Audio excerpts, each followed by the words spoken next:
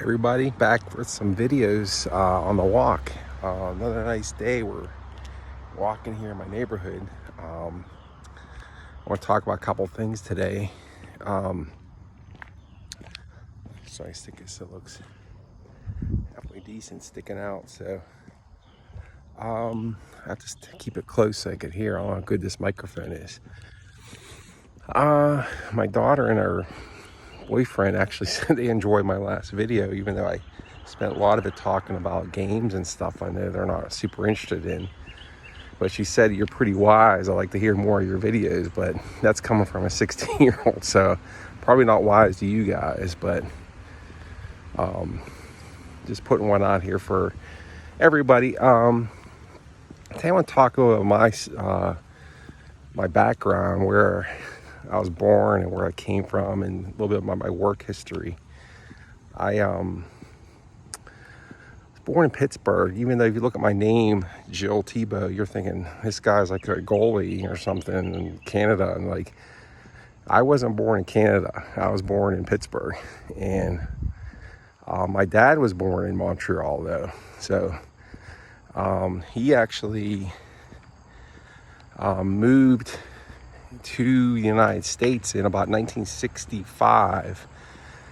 Speaking French. He was 25 years old. There's a deer straight ahead. Hopefully it's still there when I'm walking. These deers are pretty, I'll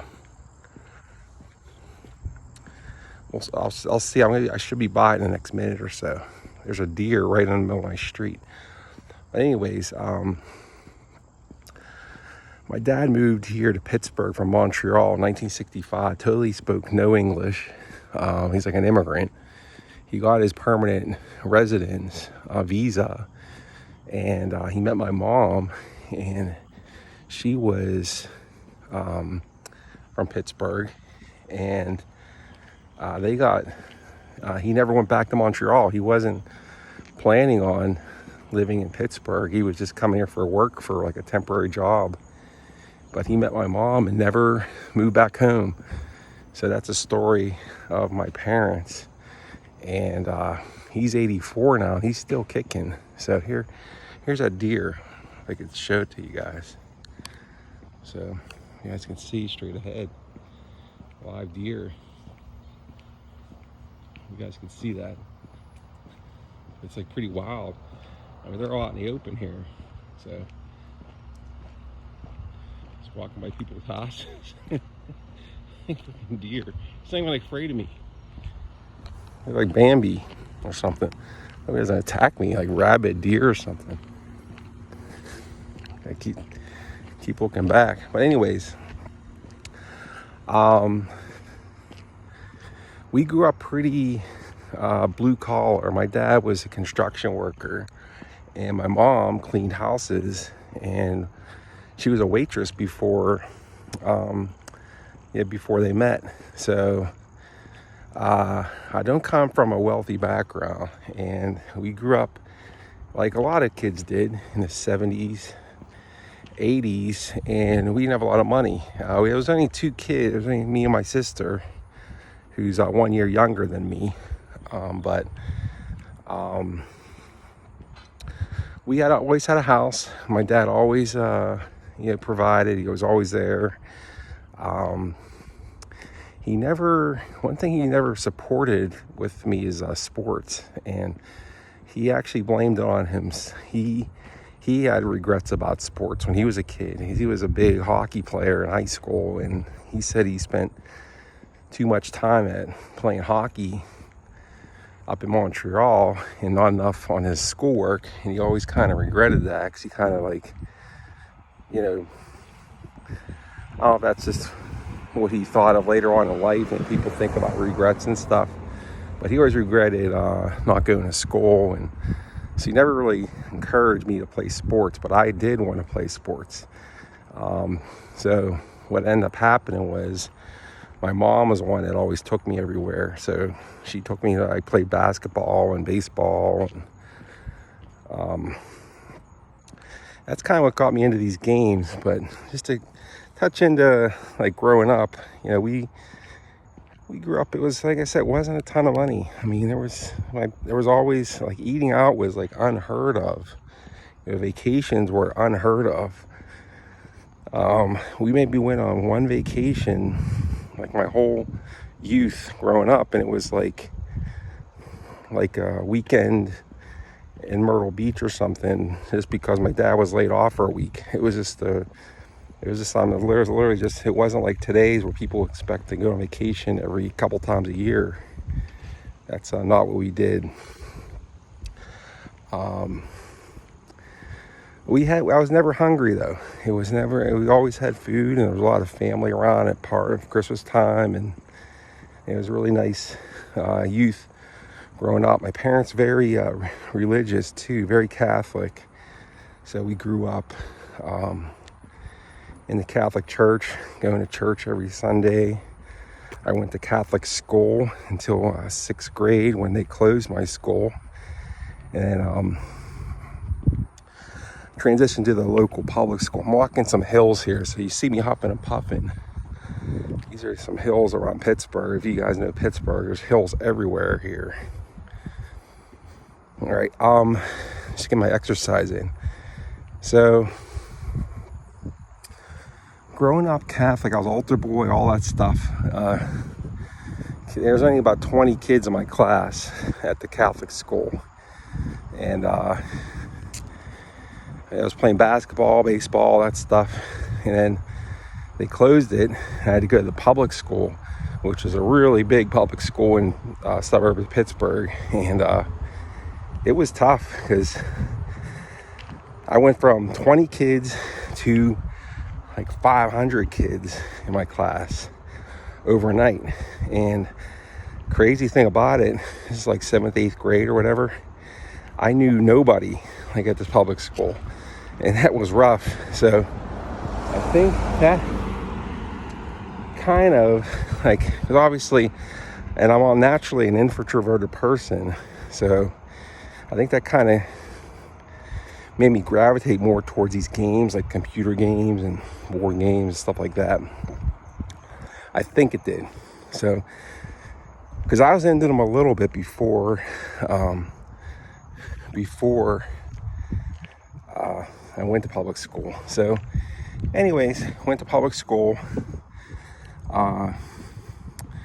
graduated, and I went to the University of Pittsburgh. This is 1989. I started there, and compared to now, it was a lot different back then, because like you had to get good SAT scores, and you had to have decent grades and write a good essay to get into college, and did all that, and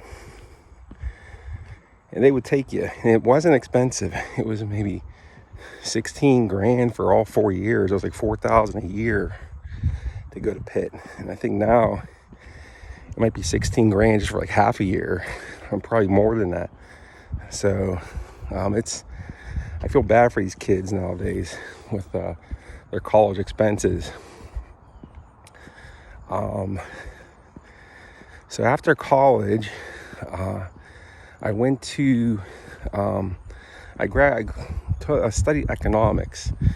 So I have a bachelor's degree in economics from Pitt, and I wanted to get into like Wall Street and like selling stocks and bonds and mutual funds, investments, all that. And I got a job doing that right out of college, and you learn pretty quickly your place in life at things like that, because that type of industry is not for a poor kid coming off the street, because it's a lot of selling, a lot of cold calls, a lot of lots and lots and lots of selling. Over a couple years I did that, and I mean, you realize those guys that are successful at that stuff, they usually know people with a lot of money, and I did not know people with a lot of money. So that was an eye-opener.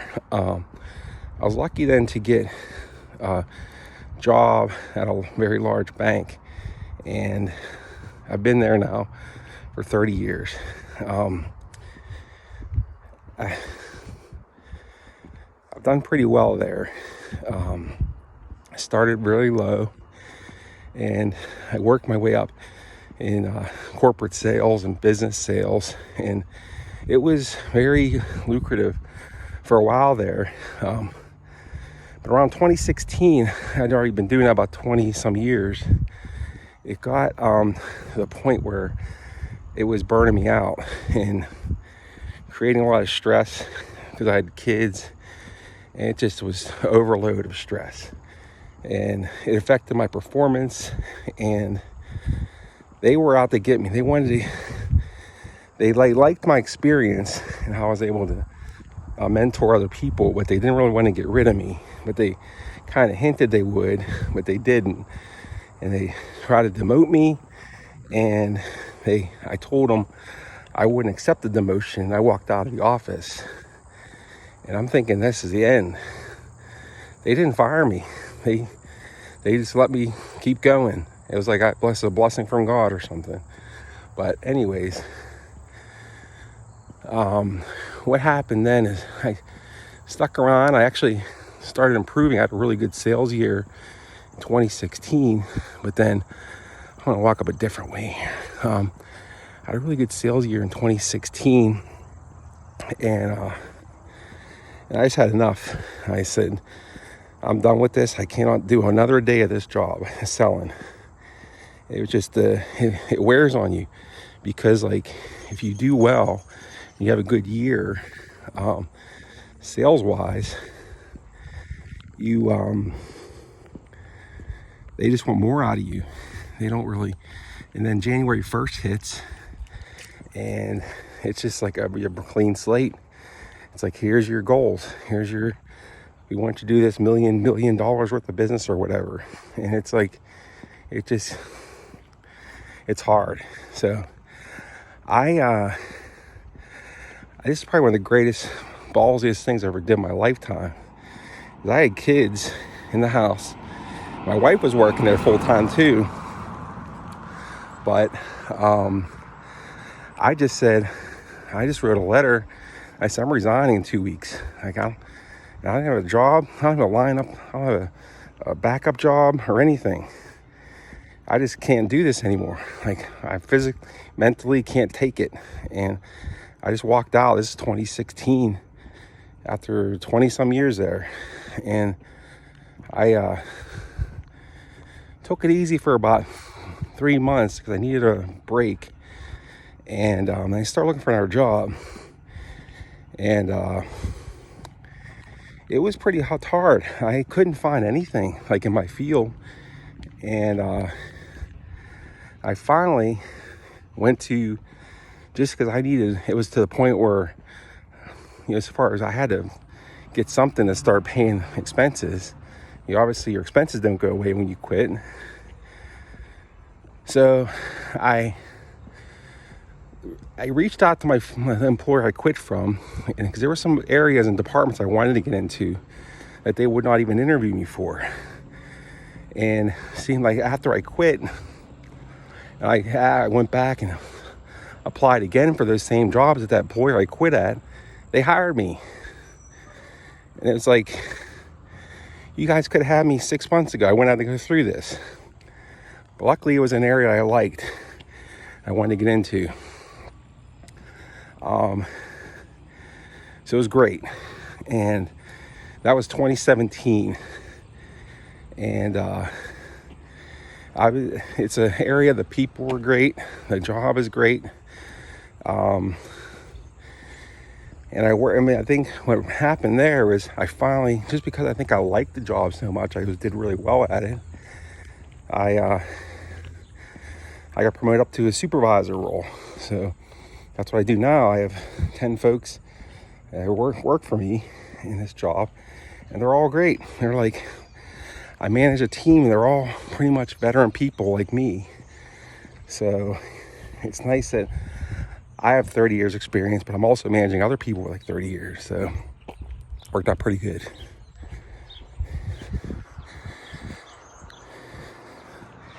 Just across the street, go up another big hill.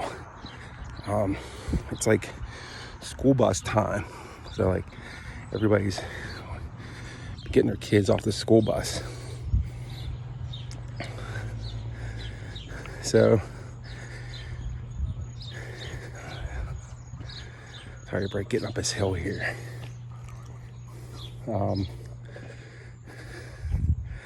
So a lot of construction, a lot of people working on their houses around here, like where they get their money to do this stuff. But they're not borrowing it. So that's it. That's my work story, my life work story now. With I'm 54. I was talking to my wife about this morning. Is like, I managed to avoid debt, and we have a good amount of savings. But with the cost of living today, I don't see a day in any near future that I will both be able to say we retire, even though we'll both be 60 within 7 years. I just don't see that happening. So through here.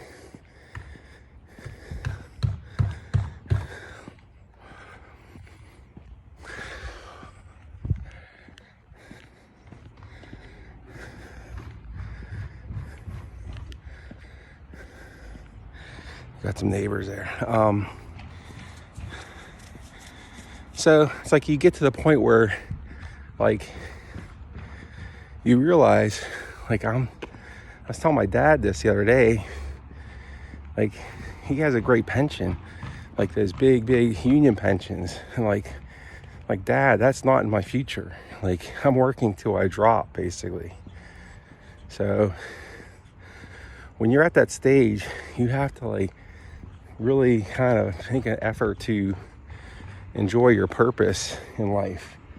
Like, I have a purpose when I wake up, is to be a good father, a good husband, and be a good do the best job I can at my employer. I do pretty well.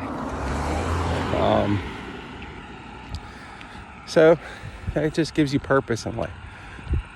So talk a little bit about gaming a little bit, where that all fits in. So why am I so obsessed with sports gaming and simming and stuff? I think I was born like this, really, because my mom even said, like, she was telling my wife this when we first met. She said, Ann, like, he's been into these games since he was a little kid, like, he never stops with it. And I think it started with, like I said, my mom and taking me to my sporting events, and my Little League coaches taking us to the baseball games down Three Rivers Stadium, and we would go see the Pirates playing the Dodgers and the Reds, Expos. I was a big Expos fan because my dad was an Expos fan. But like I said, my dad didn't really encourage the sports too much. So it was, like I said, it was my mom that used to take us around. I think I started playing that Catico All-Star Baseball because I was really into playing baseball. And I got that, and I used to play the heck out of that. And I would get into keeping score of the games. I think I saw my Little League coaches doing that when I was playing. I was like, oh, what are you guys writing on that paper while we're playing? And he showed it to me with a little marking the guys around the bases. I'm like, oh, that's pretty neat. And can I do that? I said, well, you're playing. So anyways, like, if I wasn't playing, I would score, but it was very rare. I usually was playing. But anyways, I thought that was awesome. So I started scoring Pirate games on TV in the All-Star games. And then I started playing those handheld games, like that Mattel handheld baseball. And I would come up with schedules. I would have, I would line paper to do stats. There's absolutely no correlation to these players when you're playing those little electronic baseball games, performance. But I would actually track the stats. Like Gary Carter hit 6 home runs in the last 6 at bats, stuff like that. And then I got APBA and about 1981, and I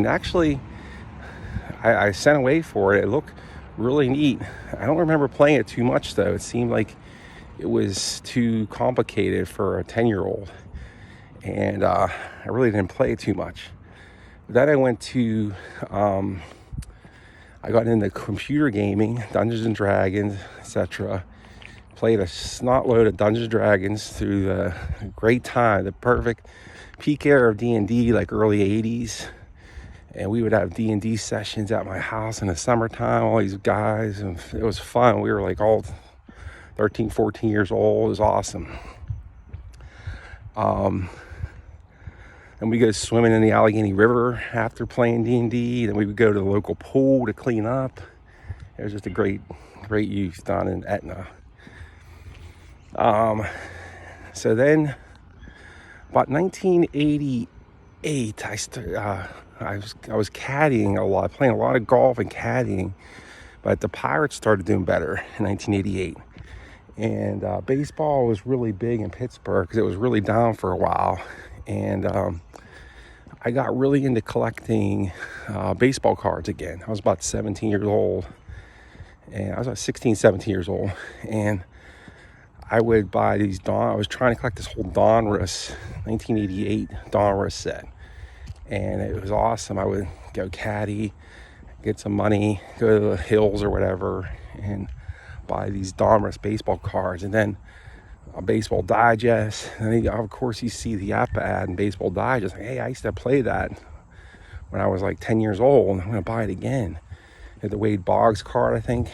It was the 80. This would have been summer of 88. Or maybe, it was about the summer of 88. So I got the 87 set in the whole blue game. And had a blast with it. So I was playing 88, 87 Expos and Pirates, and just enjoying that APBA.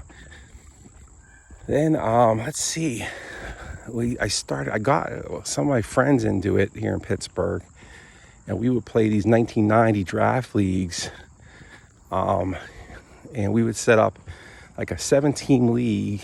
We play 162 games, so it was about 500 games, and we both would play like a concurrent draft league solo, but then we would also, when we got together for gaming, we would play a game in each other's leagues. So it was a lot of fun. We would go to a lot of Pirate games. Pirates were doing pretty good. This is like early 90s. Then we got into, after that, so I was playing that until about 1997. I moved out of my parents' house. And then I remember being at my apartment playing a lot of like 96 season games. I was doing a Phillies replay for some reason. I don't know why I picked the Phillies, but I remember being in this apartment doing a Phillies replay. In another apartment, I remember I was doing an 89 A's replay. And I would do these little solo replays when I was living on my own. And after a while, I started getting way more into golf. And I took a few years off of APBA. And I didn't play hardly any APBA from about 98 through about when my son was born in 2002. And so that was like a 4-year stretch. So like 98 to 2002. So that's kind of like a dead era for me, like replay wise. So that's why I kind of gravitate towards that, because I really wasn't following baseball a lot at that time. So what happened then was 2002. I can't believe he got a broken jaw or something. Holy shit. He got a big thing on his jaw. Anyways, my son was born in 2002. I was our firstborn son. And then, so you think I'd spent a lot of time golfing, hanging out with my buddies on a weekend. I just got married 2001. And, or 2000 we got married. And this is like 2002. So I pulled out the old APBA game, the old 96 set, and my son enjoyed the rattling of the dice. He was a baby. So I played some games with that 96 set. Then I started the 96 replay, and then kind of took off from there. And I've just been going ever since. I started really heavily collecting APBA cards. I started attending the National Convention in 2005, and it's been a great part of my life, and it's something I'll do forever. Like my son had a good line about it. He's like 23. He's been seeing me play for like 23 years. He's like, Dad, if you're not tired of that game by now, he's like, you will never get tired of it.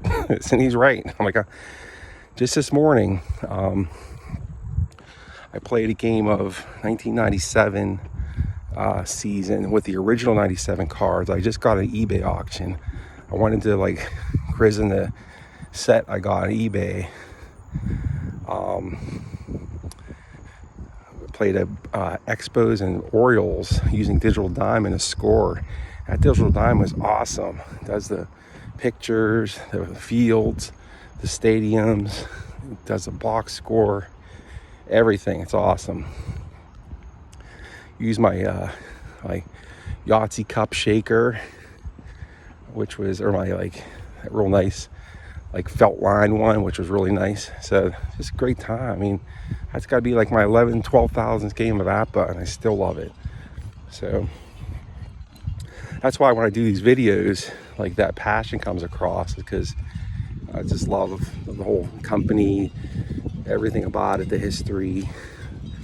People at the conventions are incredible. So I hope everybody has a chance to go if you really love APBA. It's definitely worth a trip to Alpharetta. Let's see what I've been playing.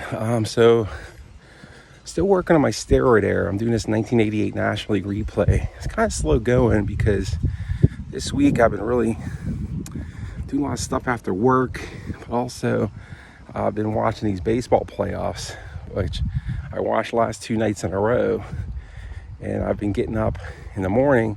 For some reason, I've been looking at my portfolio and just horsing around on the online and just reading online more so than playing. So it's kind of stressing me out, like not playing. So that's why I wanted to fire up that game this morning.